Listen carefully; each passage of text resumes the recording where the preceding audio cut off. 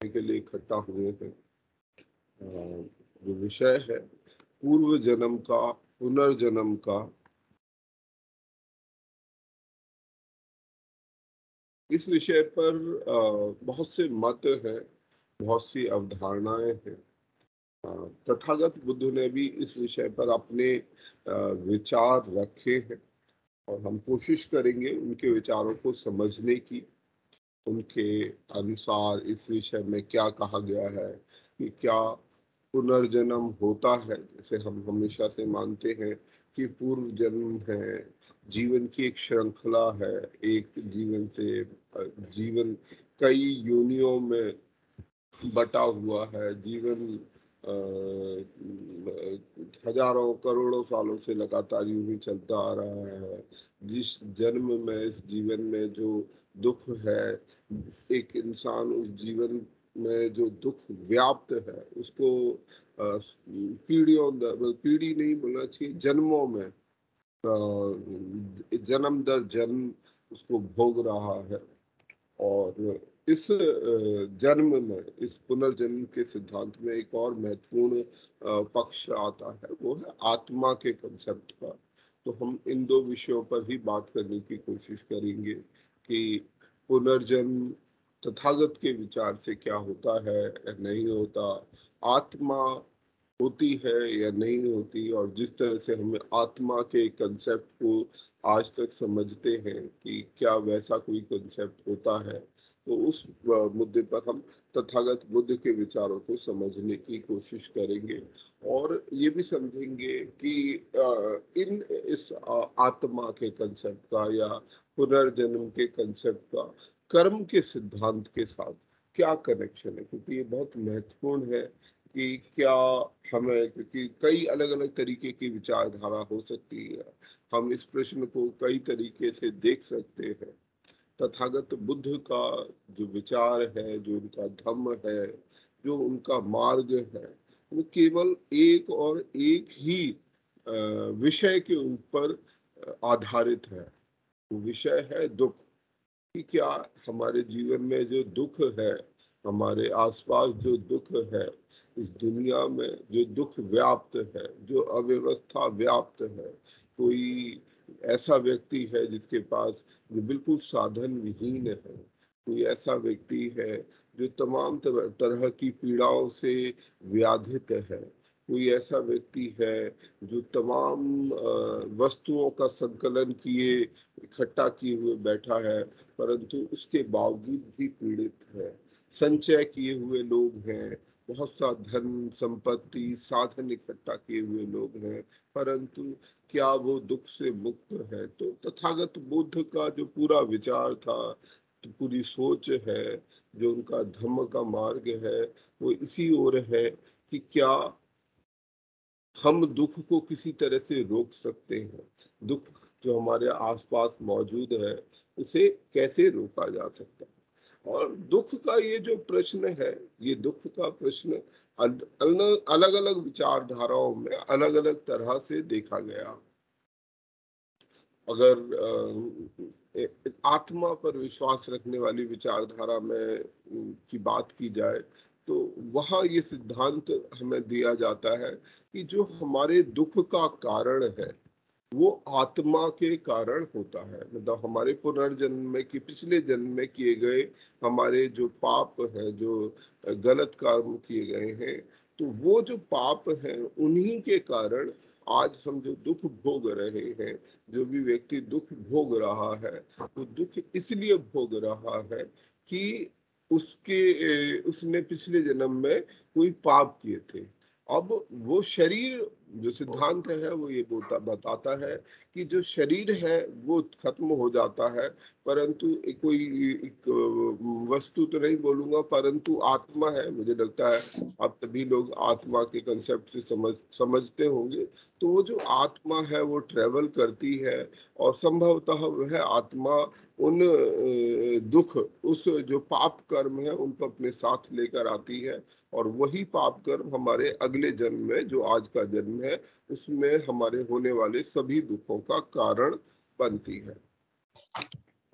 ठीक है, अगर हम इस सिद्धांत की बात करें, पर इस सिद्धांत में कई सारे मूल प्रश्न हैं, कई सारे प्रश्नवाचक चिन्ह इस पर लगते हैं, क्योंकि इसमें सबसे पहला प्रश्नवाचक चिन्ह यही है कि इसका एक अर्थ ये है, क्योंकि हम पिछले जन्म के पापों का, जो पाप कर्म है, उनका फल भोग रहे हैं, तो इसलिए कोई ऐसा कारण नहीं है, कोई ऐसा तरीका नहीं है जिससे हम अपने इस जन्म में दुख को दूर कर सके। कोई ऐसा तरीका नहीं हो सकता, ये संभव ही नहीं है। तो यानी कि जो भी दुख आज हम भोग रहे हैं, हमें वो दुख भोगने ही होंगे, उसका कोई और निवारण नहीं है। हाँ, संभवतः एक निवारण दिया गया है कि यदि आप इस जन्म में पाप कर्म नहीं करेंगे, दुख भोगते हुए भी पाप कर्म नहीं करेंगे, तो आपको संभवतः अगले जन्म में जब आपके वो पाप खत्म हो जाएंगे, तो शायद आपको अगले जन्म में दुख ना भोगना पड़े।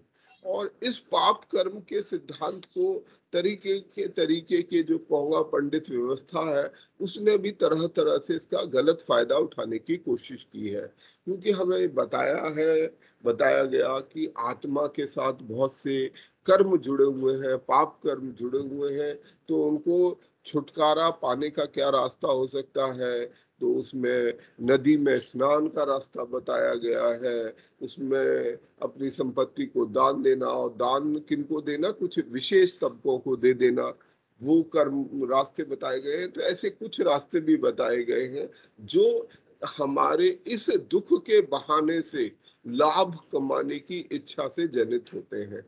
कोई व्यक्ति हमारे दुख, क्योंकि आज मैं किसी कारण से दुख में हूँ, कष्ट में हूँ, उनसे मुक्ति पाना चाहता हूँ, तो कुछ लोग ऐसे भी हैं जिन्होंने इस पाप कर्म के सिद्धांत को एक व्यापार में कन्वर्ट कर दिया, और अपने लिए आमदनी का, संपत्ति का, कभी कभी शक्ति हासिल करने का, सत्ता हासिल करने का साधन भी इस कंसेप्ट को बनाया गया। तो ये आत्मा के सिद्धांत का जो कंसेप्ट है, उसकी बात हुई।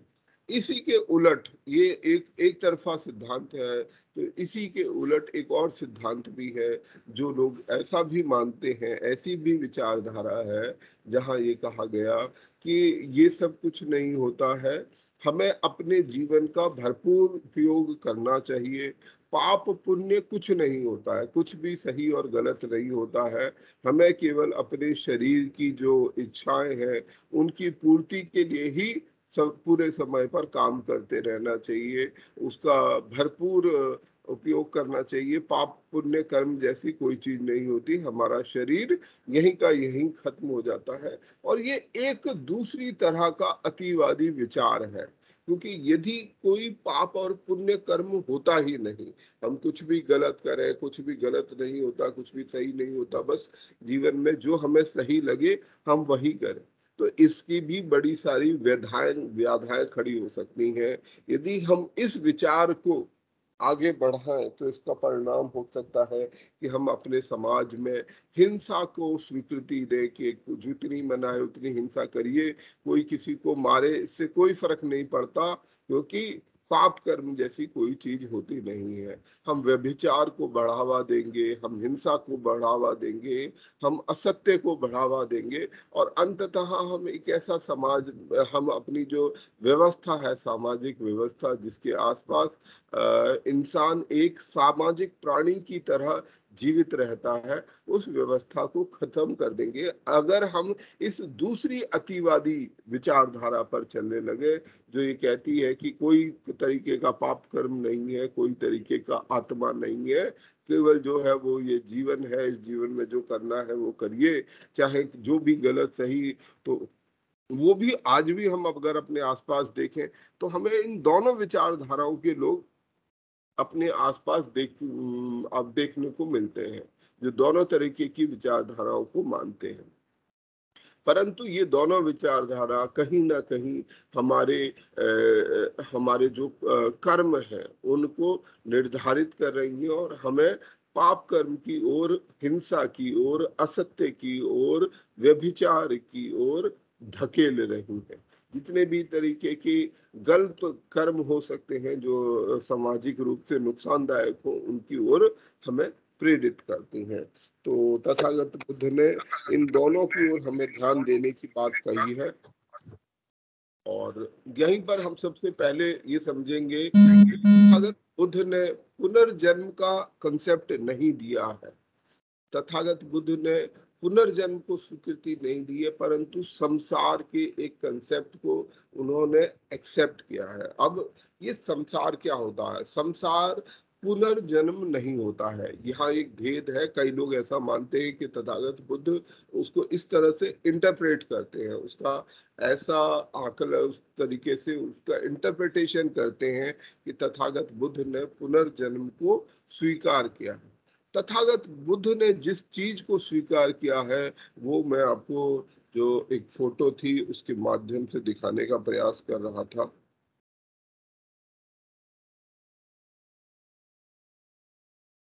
तो तथागत बुद्ध ने जिस चीज को स्वीकार किया है, जिस चीज को बताया है, तथागत बुद्ध ने ये बताया है कि हमारा जीवन एक श्रृंखला की तरह है। जैसे एक दीपक दूसरे दीपक को जला देता है। तो अगर हम यहाँ देखें तो जो दीपक है, दो दीपक हैं, जब दीप जलाए जाते हैं तो उन दीपों को जलाने के लिए हमें एक और दीपक की जरूरत पड़ती है। कहीं ना कहीं से हमें लाइट की जरूरत पड़ती है, उसी से वो दूसरा दीपक जल सकता है। तो हम यहाँ पर ये एसेंशियल है, दीपक जलने के लिए बहुत एसेंशियल है कि हमारे पास कोई दूसरा दीपक होना चाहिए। दीपक कभी भी आइसोलेशन में नहीं जल सकता।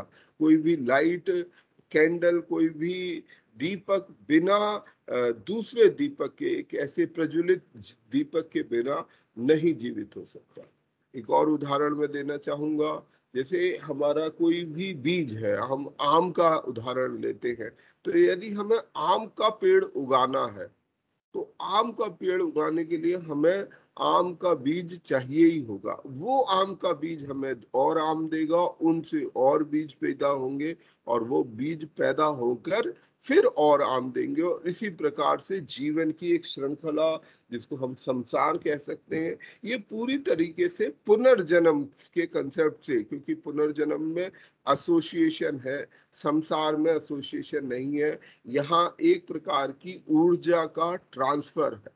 तो तथागत बुद्ध ने जिस रास्ते को हमें बताया है वो ये बताया है कि जीवन में ये इस प्रकार से ऊर्जा ट्रांसफर होती रहती है। ये जो ऊर्जा है, हमारी ऊर्जा, हम एक व्यक्ति से दूसरे को देते हैं। चाहे हम तमाम तरीके के जीवन के उदाहरण देखें तो जीवन में इस श्रृंखला का होना बेहद अनिवार्य है। इस श्रृंखला के बिना जीवन संभव नहीं है। तो पुनर्जन्म के सिद्धांत को हमें ऐसे ही, संसार के सिद्धांत को हमें ऐसे ही समझना होगा कि पुनर्जन्म एक दूसरे पर, यहाँ पर ये बहुत जरूरी है इस बात को समझ लेना कि ये दूसरी विचारधारा जिसकी मैं बात कर रहा था वैसा नहीं है। यहाँ हर जीवन दूसरे जीवन पर निर्भर करता है।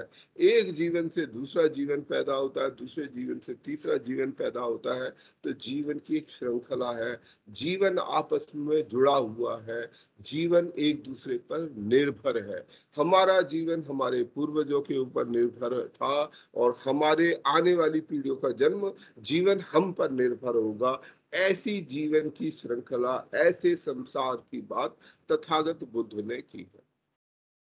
अब अगर संसार को समझें, जैसा हमने समझने की कोशिश की है, तो इस संसार में उन्होंने ये तो जरूर कहा कि ये संसार होता है, इस प्रकार का पुनर्जन्म होता है, परंतु आत्मा नहीं होती है। तथागत बुद्ध ने जब उनसे ये प्रश्न पूछा गया कि क्या आत्मा होती है, तो उन्होंने कहा कि नहीं, आत्मा नहीं होती। तो उन्होंने आत्मा के विषय को तो खंडन किया। तो इसलिए कई लोग इस बात को मानते हैं, कहते हैं कि तथागत बुद्ध ने ये विचार कॉन्ट्राडिक्टरी विचार दिया कि यदि आत्मा होती ही नहीं तो फिर ये संसार कैसे होता है। तो तथागत बुद्ध ने इस उदाहरण को तमाम तरीकों से समझाया है। चाहे हम दीपक के उदाहरण को लें, हम आम के बीज के उदाहरण को लें, हर प्रकार का जीवन दूसरे जीवन पर निर्भर करता है। जैसा मैंने अभी आपको समझाने की कोशिश की कि संसार या पुनर्जन्म का जो सिद्धांत है वो एक दूसरे पर निर्भर करता है। वही हमें बताता है कि कैसे संसार, कैसे जीवन एक दूसरे पर निर्भर है, और वो बिना आत्मा के, यहाँ कोई आत्मा जैसी चीज नहीं है, परंतु बिना आत्मा के जीवन एक दूसरे पर निर्भर करता है और जीवन की श्रृंखला यूं ही आगे बढ़ती रहती है। तो यहाँ पर जो महत्वपूर्ण चीज समझने की है कि हम इस सिद्धांत को समझ सकते हैं कि ये बात ठीक है कि आत्मा नहीं होती, परंतु हमारे जो कर्म है, जो कर्म ऊर्जा की भांति एक से दूसरे जगह ट्रांसफर होते रहते हैं, एक जीवन से दूसरे जीवन में ट्रांसफर होते रहते हैं, वो निश्चित रूप से जीवित रहते हैं। हमारे कर्म जीवित रहते हैं, हमारी वो ऊर्जा जीवित रहती है, उन कर्मों के माध्यम से जीवित रहती है। वो अच्छे कर्म हो सकते हैं, वो शुभ कर्म हो सकते हैं, वो पुण्य कर्म हो सकते हैं, परंतु दूसरी ओर पाप कर्म हो सकते हैं। ऐसे पाप कर्म, अब प्रश्न यही उठ सकता है कि पाप कर्म क्या है। तो तथागत बुद्ध ने अपनी सभी शिक्षाओं में यही भेद हमें सिखाया है कि पाप कर्म क्या है, गलत काम क्या है, सही काम क्या है, शुभ कर्म क्या है, गलत कर्म क्या है, पाप कर्म क्या है, पुण्य कर्म क्या है। हिंसा है, चाहे वो वाणी की हिंसा हो, चाहे वो शरीर की हिंसा हो, विचार की हिंसा हो, वो है पाप कर्म। असत्य है, झूठ बोलना, वो है पाप कर्म। किसी दूसरे के सामान को चोरी कर लेना, उससे छीन लेना, बिना अधिकार किसी दूसरे की वस्तु को ले लेना, वो है पाप कर्म। व्यभिचार करना, वो है पाप कर्म। नशाखोरी करना, वो है पाप कर्म। और उसको और तरह से उन्होंने समझाने, अष्टांगिक मार्ग के माध्यम से समझाने की कोशिश की है कि किस तरीके से अगर हम इन कर्मों के अपने रास्ते को बदलें तो कैसे हमारा जीवन बदल सकता है। तो यही सिद्धांत, और इसमें हमारे साथियों ने, जिसमें दीपक भी शामिल है, हमारे और बच्चों ने बहुत अच्छा काम किया था। कुछ समय पहले एक रिसर्च, एक छोटी सी रिसर्च का काम किया, जिसमें इन्होंने समझने की कोशिश की कि आज के समय में भी, क्योंकि ये आज के समय में भी उतना ही महत्वपूर्ण है, ये जो सिद्धांत हैं, जो तथागत बुद्ध के सिद्धांत हैं, वो आज के समय में भी उतने ही महत्वपूर्ण है। हमने सभी देशों, आज जितने देश हमारे आसपास हैं, तो हमारे साथियों ने मिलकर उन पर एक रिसर्च की कि कैसे 190-95 देश हैं। इन 195 देशों में जहां हिंसा कम है, वहाँ वो देश ज्यादा तरक्की किए हुए हैं, वो ह्यूमन डेवलपमेंट के मामले में सबसे ऊपर आते हैं। जहाँ चोरी चकारी, करप्शन, भ्रष्टाचार कम है, असत्य कम है, वह वो देश ऊपर है। जो देश जहाँ हिंसा ज्यादा है, वो देश आज ह्यूमन डेवलपमेंट के मामले में सबसे निचले पायदानों पर खड़े हुए हैं। जो देश जहाँ भ्रष्टाचार है, आचरण सदाचार का पालन नहीं होता, वो आज ह्यूमन डेवलपमेंट के मामले में सबसे नीचे खड़े हुए हैं। तो निश्चित रूप से जो तथागत बुद्ध के का जो ये मार्ग है, जो पंचशील है, वो बहुत महत्वपूर्ण है, और हमारे देशों में, हमारे समाज की बेहतरी में बहुत महत्वपूर्ण भूमिका निभाते हैं। जो हमारे कर्म हैं, चाहे हमारे कर्म हो, चाहे हमारे पूर्वजों के कर्म हो, वो सभी कर्म संचयित होते हैं, और वही संचयित कर्म आगे ट्रांसफर होते हैं। और यही सिद्धांत हमें तथागत बुद्ध ने समझाने की कोशिश की कि निश्चित रूप से आत्मा कुछ नहीं होता। यहाँ 1-to-1 कोरिलेशन नहीं है। यहाँ ऐसा नहीं है कि आपका पहले कोई एक जन्म हुआ, उस जन्म में आपने कुछ पाप कर्म किए या पुण्य कर्म किए, वो कर्म आपकी आत्मा लेकर इस जन्म में पैदा हुई, और जो कुछ आप आज भोग रहे हैं वो उस आत्मा के कर्मों का फल है। ऐसा तथागत बुद्ध ने नहीं बताया। उन्होंने ये जरूर बताया कि पुनर्जन्म या संसार होता है, मतलब उसे लिटरली हम पुनर्जन्म ना समझे तो बेहतर होगा। संसार है जहाँ जीवन ट्रांसफर होता है, जहाँ जीवन की ऊर्जा एक स्रोत से दूसरे स्रोत पर ट्रांसफर होती है। तो वो ऊर्जा हमारे पास आ रही है, हमें प्राप्त हो रही है। वो ऊर्जा सकारात्मक ऊर्जा भी हो सकती है, वो ऊर्जा नकारात्मक भी हो सकती है। वो हमारे पिछले जिन लोगों से हमने वो ऊर्जा प्राप्त की है उनसे कहीं ना कहीं जुड़ी हुई है। और हमारा सबका प्रयास रहना चाहिए कि हम उस ऊर्जा को बदलें, उन कर्मों को सदकर्मों में बदलें, जिससे हम आने वाले समय का जीवन बेहतर बना सकें। यही सिद्धांत तथागत बुद्ध ने हमें समझाया है संसार के माध्यम से। और संसार का, जैसे मैंने जिक्र किया कि संसार का कर्म से बहुत गहरा संबंध है, मतलब गहरा क्या है, बिना कर्म के संसार संभव नहीं है। ये कर्म है जो सबसे महत्वपूर्ण है। जैसे जिस विचारधारा से हम जुड़े हुए हैं वहाँ आत्मा बहुत महत्वपूर्ण है पुनर्जन्म के लिए। कौन निर्धारित करता है पुनर्जन्म? आत्मा निर्धारित करती है। परंतु तथागत बुद्ध के विचार में, धम्म में के रास्ते में जो हमारे कर्म है, हमारे पीछे के लोगों के कर्म, हमारे आने वाले लोगों के कर्म, वो सबसे महत्वपूर्ण है। वो महत्वपूर्ण ही नहीं, वही निर्धारित करते हैं कि आज का समय कैसा होगा, आने वाला समय कैसा होगा, पिछला समय कैसा था। तो हमारे, यदि दुख के निवारण की बात करें, अगर दुख से दूर होने की हमें बात करनी है, दुख की स्रोत को समझने की बात करनी है, तो हमें दुख को कर्म के साथ जोड़ना ही होगा। अगर हम अपने दुखों से मुक्त होना चाहते हैं तो हमें अपने कर्म को, अपने कार्यों को बदलना होगा।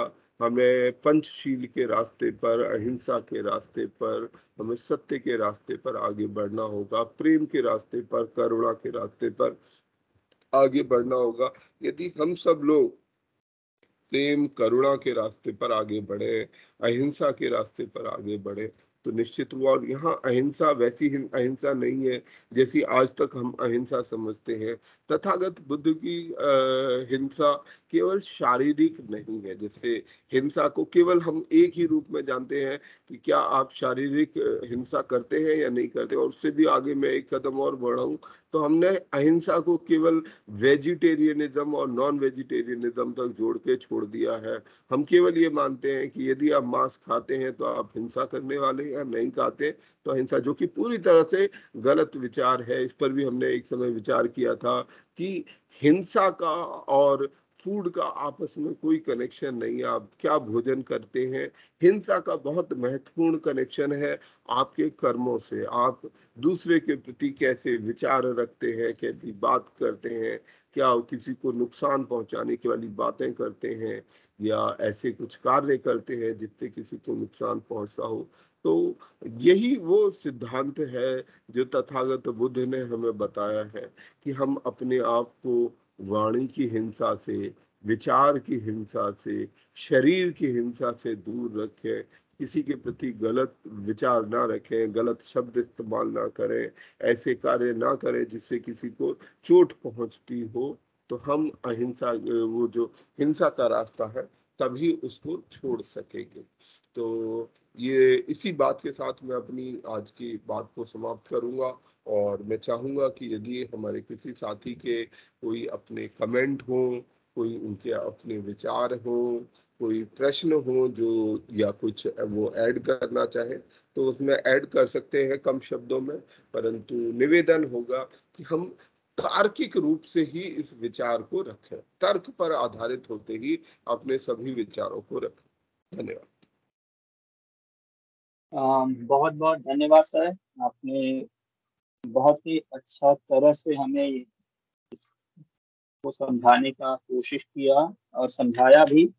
अ, मैं एक बात शायद आपके बिहाफ पे कहना चाहूंगा कि ये जो प्लेटफॉर्म है, यहाँ पे जो भी वार्ता होती है, तो यहाँ जो भी श्रोतागण है वो श्रोता ही नहीं है, वो पार्टिसिपेंट हैं। और जैसा कि हम आज तक देखते आए हैं कि हम जिस जो भी वक्ता है उसको सुन रहे हैं और उसे हम फॉलो कर रहे हैं, तो अंधानुकरण नहीं करना है। हम या इस प्लेटफॉर्म से अत्यधिक विवेकशील होकर यहाँ से जाना है और उस पे विचार करना है, न कि यहाँ वक्ता द्वारा कहे गए बातों को अंधानुकरण करना है। बिल्कुल आप आंख बंद करके विश्वास न करें। आप बिल्कुल, ये विवेकशील होने का एक प्लेटफॉर्म है, तो अपने विवेक का पूर्ण रूप से प्रयोग करें। अ, सर, मैं इस बात को आपके बिहाफ पे कहना चाह रहा था। क्या मैं इस बात को मुझे कहना उचित था या नहीं? मैं नहीं। बिल्कुल दीपक, आपने बिल्कुल ठीक कहा। हमें किसी भी तरीके से, क्योंकि तथागत बुद्ध का मूल विचार ही ये है, उन्होंने अपने लिए भी ये बात रखी है। हम लोग तो उनको समझने की कोशिश कर रहे हैं, उनके मार्ग पर चलने की कोशिश कर रहे हैं, पर उन्होंने अपने लिए भी ये विचार कहा है कि आप मुझे अंधा ब्लाइंडली फॉलो मत करिए, विचारों को समझिए और विचारों को समझ कर ही उनका अनुकरण कीजिए। और दूसरी बात आपने महत्वपूर्ण बात कही थी कि यह कोई श्रोता नहीं है, का यहाँ कोई वक्ता नहीं है, ये एक संवाद है। इसीलिए इस कार्यक्रम का नाम सशक्तिकरण संवाद है, क्योंकि ये बातचीत है। संवाद का मतलब दो तरफा बातचीत होती है। हो सकता है मेरी समझ या किसी भी वक्ता की समझ में कुछ दोष हो, त्रुटि हो, तो हम सब लोग मिलकर सामूहिक रूप से उस विचार को और ज्यादा मजबूत कर सकते हैं। तो यही संवाद है, यही सशक्तिकरण का उद्देश्य है। हमारे साथी शायद जीएस भाटिया जी कुछ प्रश्न करना चाहेंगे या कुछ कमेंट करना चाहते हैं। उनके कमेंट से पहले मैं, हमारे एक साथी हैं जो आज तमिलनाडु से हमारे साथ जुड़े हुए हैं, श्री वज्रवेल जी।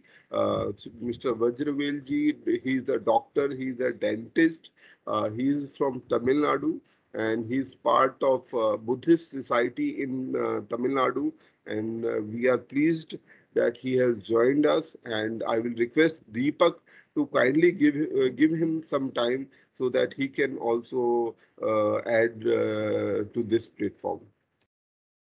या सर, जीएस भाटिया जी के पश्चात हम सर के पास चलेंगे, डॉक्टर साहब के पास। जीएस भाटिया जी, कृपया अपना प्रश्न पूछें या अपने विचार को रखें।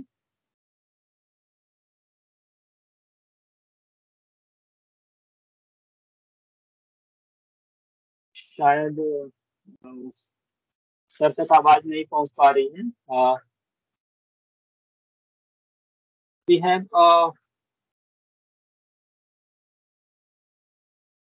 one person who belongs from Tamil Nadu. He is the dentist. I request sir, please add on something or please put your opinion over here.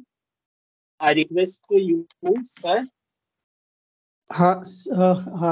Thank you sir. I am doctor Vajravel. मैं तो बहुत खुश हूँ, साहब ने बहुत अच्छा topic discuss किया। सो our aim should be our actions, and we should follow the Tathagat Buddha teachings, and action is more important than preaching. So I'm really happy, sir, happy to join this अपना साथी के साथ।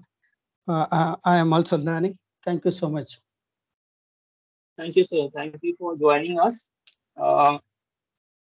अगर किसी और साथी का कोई प्रश्न है या अपने विचार हैं तो अपने विचार को रखें।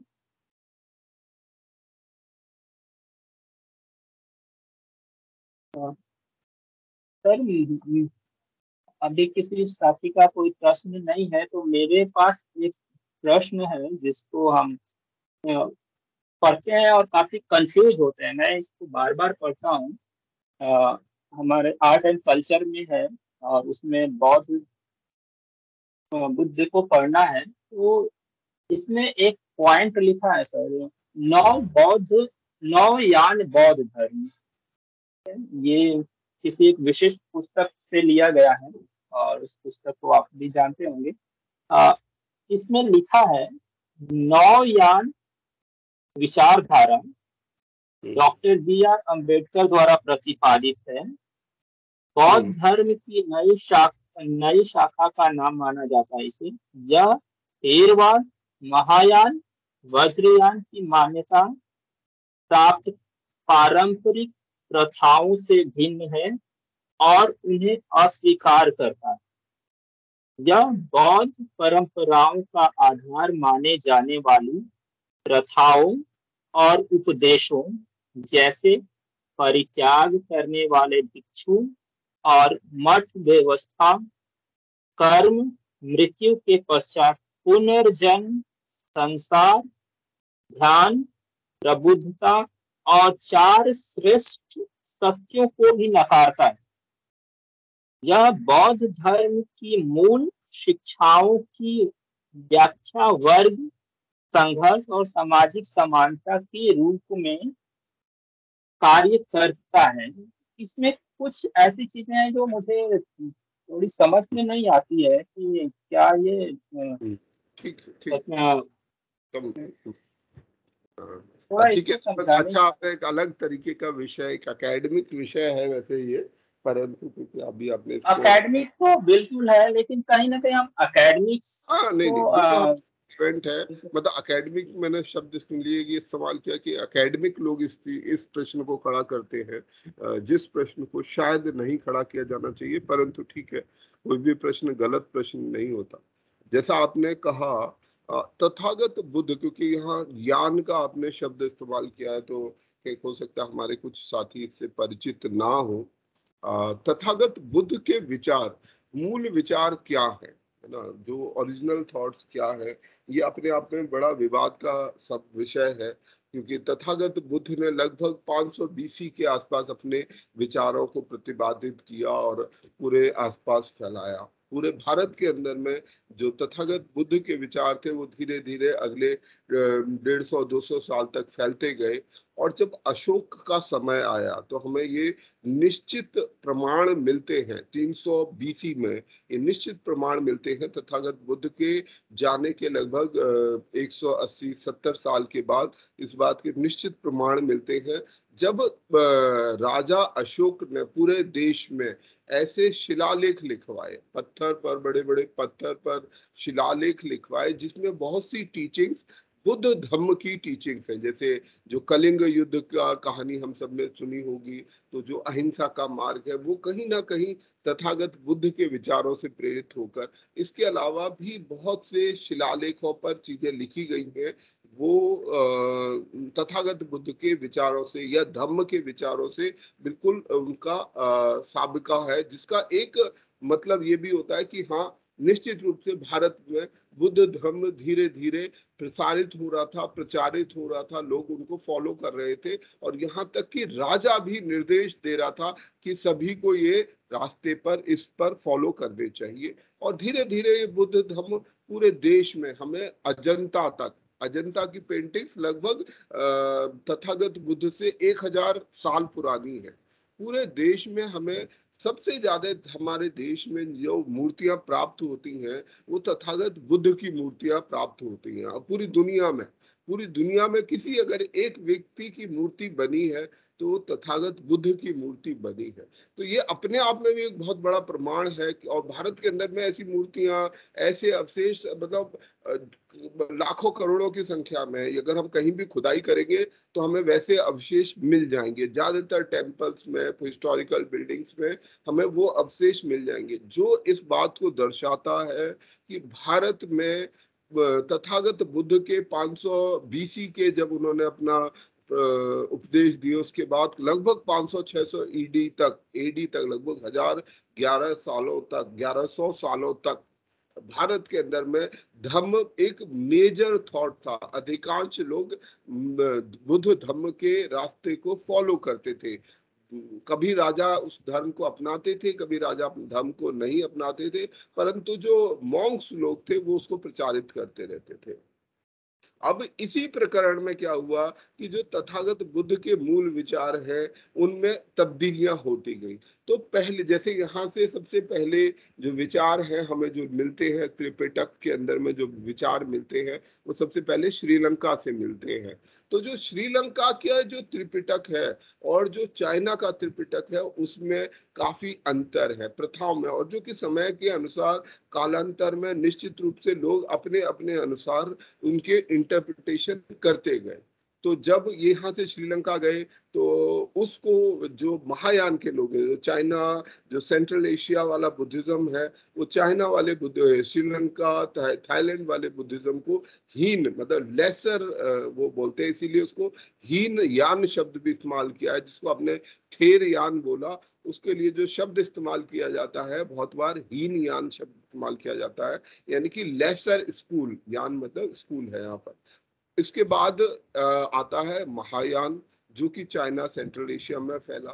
फिर एक और इसका अल्टरनेटिव बना जो तथागत बुद्ध के अलग इंटरप्रिटेशन हुआ उनके विचारों का, जिसको वज्रयान बोलते हैं। और इस वज्रयान से हमारी जो तांत्रिक व्यवस्थाएं हैं, बहुत सारे तंत्र मंत्र वाली जो व्यवस्था है वो तिब्बत में, बंगाल में, वहां से हमें ये वज्रयान की व्यवस्था देखने को मिलती है, जिसमें अपनी तरीके की कई सारी बुराइयां भी थी। उसमें कई चीजें, वो अलग विषय रहेगा, इस पर हम कभी चर्चा कर सकते हैं। और उसके बाद भारत के अंदर में वज्रयान के बाद भारत के अंदर में जो बुद्ध के विचार थे या बुद्धिज्म था वो काफी हद तक खत्म होता गया और लगभग पूरा खत्म हो गया, एक्सेप्ट बंगाल और कुछ हिस्सों को छोड़ के। बाबा साहब ने बुद्ध धर्म को साइंटिफिकली पढ़ने की कोशिश की, जितने त्रिपिटक है, और उन्होंने ओरिजिनल सोर्स पर अपने को सेंट्रलाइज करने की कोशिश की। उन्होंने श्रीलंका से जो हीनयान जिसको कहते थे, उस हीनयान वाले लिटरेचर को, बुद्धिस्ट लिटरेचर को पकड़ा, उसको समझने की कोशिश की और उसको साइंटिफिकली समझने की कोशिश की। क्योंकि कालांतर में ये भी हुआ कि जैसे महायान में तथागत बुद्ध को लगभग वही स्थान प्राप्त है जो हमारे यहाँ शायद किसी देवी देवता भगवान को प्राप्त होगा, क्योंकि उनको लगभग होता भी है, ये मेरे ख्याल से स्वाभाविक है। जब हम किसी व्यक्ति को बहुत सम्मान देने लगते हैं तो उसको भगवान की ओर ले जाते हैं, जो कि शायद उस व्यक्ति की अपनी शिक्षाओं के से भी अलग होता है। क्योंकि भगवान बना देने से किसी भी व्यक्ति को आप एनालाइज नहीं कर सकते, उसकी सही और गलत की का भेद नहीं कर सकते। तो वो गलती हुई वो वहां। तो इसलिए जो महायान है उसमें हमें काफी हद तक रिलीजियोसिटी देखने को मिलेगी, मतलब एक तरीके का जो आपने शब्द भी इस्तेमाल किया, आंख मूंद करके अनुकरण करने की सभ्यता वहां देखने को मिलेगी महायान में या वज्रयान में। परंतु जो हीनयान है वो सबसे क्लोजेस्ट था, और बाबा साहब ने इस पूरी चीज को और साइंटिफिकली समझने की कोशिश की। और इसलिए बाबा साहब की कुछ पॉइंट्स पर थोड़ा सा स्लाइटली डिफरेंट है, और जो बाकी ट्रेडिशनल बुद्धिस्ट से एक हद तक स्लाइटली डिफरेंट है, बहुत फाइन पॉइंट्स पर वहां कहीं अंतर आता है। इसलिए बाबा साहब के जो धम्म को लोगों ने नवयान का नाम दिया, ठीक है, न्यू बुद्धिज्म का नाम दिया, नवयान का नाम दिया, न्यू स्कूल का नाम दिया गया। और यही जरूरी है कि हम बुद्ध और धम्म को पढ़ें। आपने एक बात कही, ये बात आरोप लगाया जाता है बाबा साहब पर कि उन्होंने जो 4 आर्य सत्य का कंसेप्ट है उसको इम्पोर्टेंस नहीं दी है। मैं इस बात से सहमत नहीं हूँ। मैंने जितना पढ़ा है बाबा साहब को, मुझे लगता है बाबा साहब ने इस 4 आर्य सत्य के कंसेप्ट को पूरी इम्पोर्टेंस दी है। जो दुख का मूल सिद्धांत है कि दुख के इस, इवन अगर हम बुद्धा एंड धम्मा को भी पढ़ें तो हमें ये दुख का जो सिद्धांत है वो कई जगह पर रेफरेंस में मिलता है। तो ये जो आरोप उन पर लगाया गया है कि वो 4 आर्य सिद्धांत सत्य के सिद्धांतों को नकारते हैं, वो उचित नहीं है। तो अगर हम लोग, वैसे ये बहुत विस्तार का विषय था, मैंने बहुत जल्दी कम शब्दों में कहने की कोशिश की। तो अगर कभी जरूरी समझेंगे तो जो बुद्धिज्म का भारत के अंदर में जो ये जो प्रयोग हुए हैं, जो बदलाव आए हैं, उन पर हम कभी विस्तार से हिस्टोरिकल कॉन्सेप्ट में एकेडमिक तरीके से चर्चा कर सकते हैं। यस सर, शायद मुझे ये प्रश्न या इस प्लेटफॉर्म पे नहीं करना चाहिए। मुझे नहीं लगा आपका कि प्रश्न बिल्कुल ठीक है। नहीं मुझे, मैं ये नहीं कह रहा हूँ दीपक, काइंडली से ऐसा नहीं ले, आपने बिल्कुल सही प्रश्न किया। हमें इस चर्चा को, क्योंकि हम लोग अपनी सुविधा से गलत तथ्यों को रख देते हैं, बोल देते हैं, इवन किताबों में भी लिख देते हैं बिना जाने समझे। क्योंकि अगर आप मुझे कहेंगे, जैसे आपने खुद भी कहा 4 आर्य सत्यों का, इसमें आपका कोई दोष नहीं है। ये आज के जो बाबा साहब को समझने वाले लोग हैं, और इसमें मैं उनका दोष भी नहीं मानता हूँ, इनमें दोष में हमारा अपना मानता हूँ कि जो तथाकथित बाबा साहब के अनुयायी हैं, वो बाबा साहब का सत्य ही लोगों तक नहीं ले जा पाए हैं, तो लोगों को उनके बारे में झूठ फैलाने का पूरा मौका मिलता है। यस, थैंक यू सर वो समझाने के लिए। और किसी साथी का कोई प्रश्न है या अपने विचार हैं तो आप पूछें कृपया।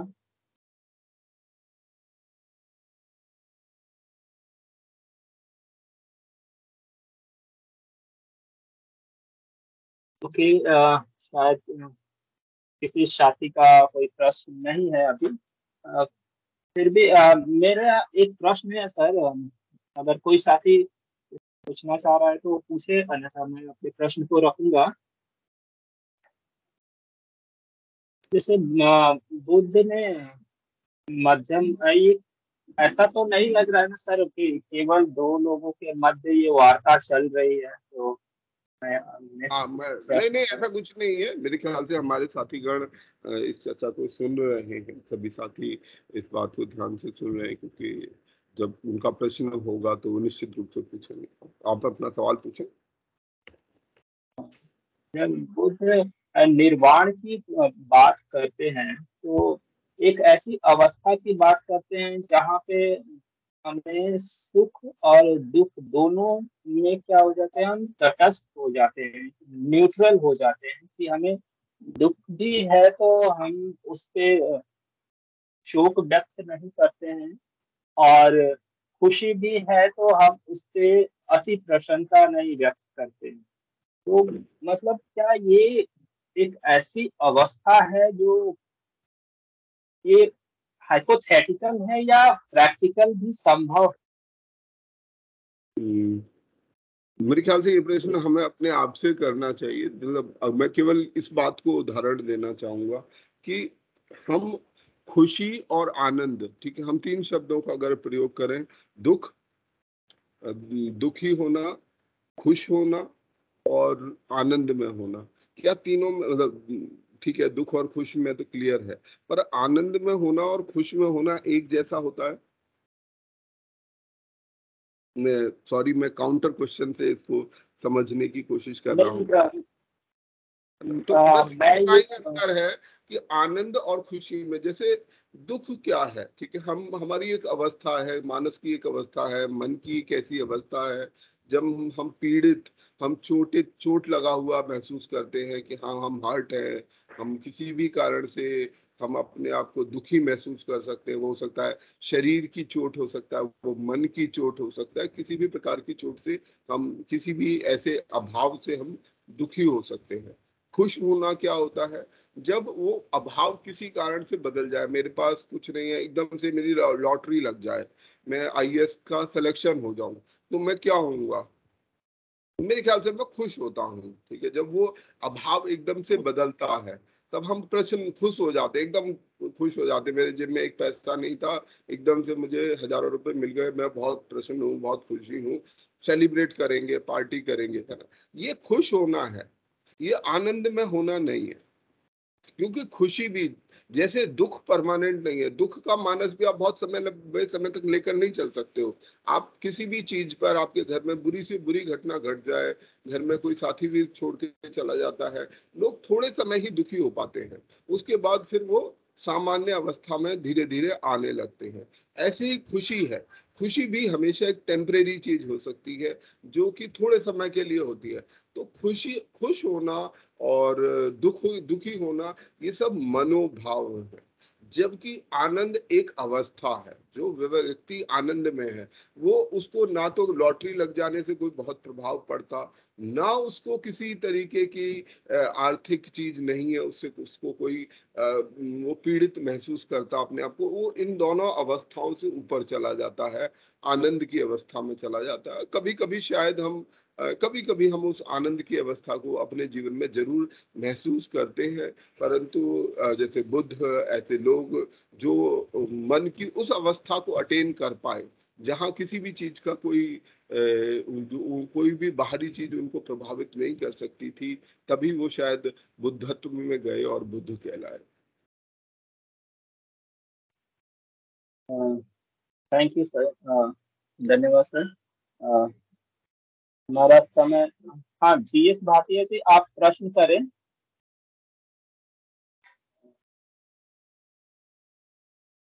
GS भाटिया जी आप माइक्रोफोन को ऑन करके अपने प्रश्न को पूछ सकते हैं। मुझे लगता है आप कोई प्रश्न करने वाले थे। चलिए। हेलो, मैं बीरबल हाँ जी। बोल रहा हूँ। हाँ सर, नमो बुद्धाय। जय भीम। मैं नमो बुद्धाय इस सर, क्वेश्चन आप को जो आपका जो प्रश्न है ना, मैं इसको थोड़ा डिफरेंटली थोड़ा समझाने की कोशिश करूंगा। जैसे कहते हैं ना कि भाई विटनेस स्टेट इनफैक्ट ये ऐसी स्टेट है जब आप चीजों को, दुख और सुख को इंडिपेंडेंट तरीके से देखने की कोशिश करने लगते हो। जैसे मान लीजिए आपके पैर में दर्द हो रहा है कहीं पर, तो दर्द में आप कराओगे, दर्द में आप चिल्लाओगे, दर्द में 100 तरह की आपकी जो भावनाएं होंगी वो आएंगी, दुख वाली, है ना। और आप उसमें इतना इन्वॉल्व हो जाओगे कि आपको उसके अलावा कुछ दिखेगा नहीं जनरली, ठीक है ना। लेकिन जब आप किसी ऐसी स्थिति में आ जाते हो कि आप देखने लगते हो कि यार ये मेरा पेन जो है ये इस तरह से जा रहा है और ये यहाँ पर केंद्रित है और ये इस पूरे मेरे उसमें फैल रहा है, और ये मैं मतलब देख रहा हूँ, दुख को महसूस करते हुए उसके थोड़ा ऊपर स्टेज पे आता है कि आप उसको देखने लगते हो साथ में, आप केवल महसूस नहीं करते हो। ऐसे ही सुख का जो अनुभव है, सुख जो है वो ठीक है, लेकिन सुख का भी एक स्टेज आती है जब स्टेज को आप थोड़ा सा, उस चीज को आप एक निरपेक्ष भाव में या विटनेस स्टेज में देखने लगते हो। और इसका जो बेस्ट एग्जांपल मुझे लगता है, वो लगता है जब किसी माँ को बच्चा जब पैदा होता है तो उसमें जो उसके भाव है ना, तीनों तरह के होते हैं। उसको कष्ट भी हो रहा है, बहुत दुख है ना।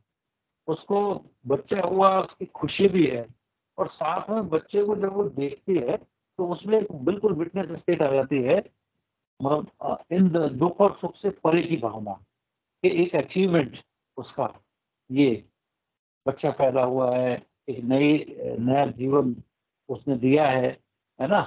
तो वो एक स्टेज वो थोड़े टाइम के लिए रहती है, और फिर उसके बाद वो नॉर्मल स्टेज, जैसे डॉक्टर साहब ने समझा ना, कि फिर वो खुशी के स्टेज में या दुख के स्टेज में अगर बच्चे को प्रॉब्लम है तो उसमें तब्दील होने लगती है। तो ये जो विटनेस स्टेट है, ये जो है एक मोमेंटरी चीजें हैं। ये आप जितना इसको इसकी लॉन्जिटिविटी को आप जितना बढ़ा सकते हो उतना ही अच्छा होता है विटनेस स्टेट को। हालांकि ये बढ़ना एक अपने में एक बहुत बड़ा तप है। It is not easy for anyone. ये जैसे जैसे आप बढ़ाओगे तो आपको अपने दुख और अपने सुख को इंडिपेंडेंट एनालाइज करने का एक तरह से मौका है ये। आप जितना ज्यादा बढ़ाओगे तो उतना ही आप अपने खुद को एनालाइज करने के सक्षम हो जाते हैं। मेरा तो ये मानना है। थोड़ा धन्यवाद विकास सर, इस बात को समझाया। सर हमारा समय समाप्त से अधिक है, तो आप कृपया आज के सशक्तिकरण संवाद को स्थगित करें। जी, आज आप सभी साथियों ने अपना कीमती समय निकाला, और विशेष रूप से वज्रवेल जी ने, जिन्होंने तमिलनाडु से यहाँ जुड़कर हमारा हौसला बढ़ाया। तो मैं सभी साथियों को एक बार पुनः धन्यवाद देता हूँ। और कामना करता हूं कि हम इस संवाद को निरंतर यूं ही आगे बढ़ाते रहेंगे। आप सभी का बहुत बहुत धन्यवाद। जय भीम, नमो बुद्धाय। उसको भी धन्यवाद सर। जय भीम, नमो बुद्धाय। जय भीम, नमो बुद्धाय।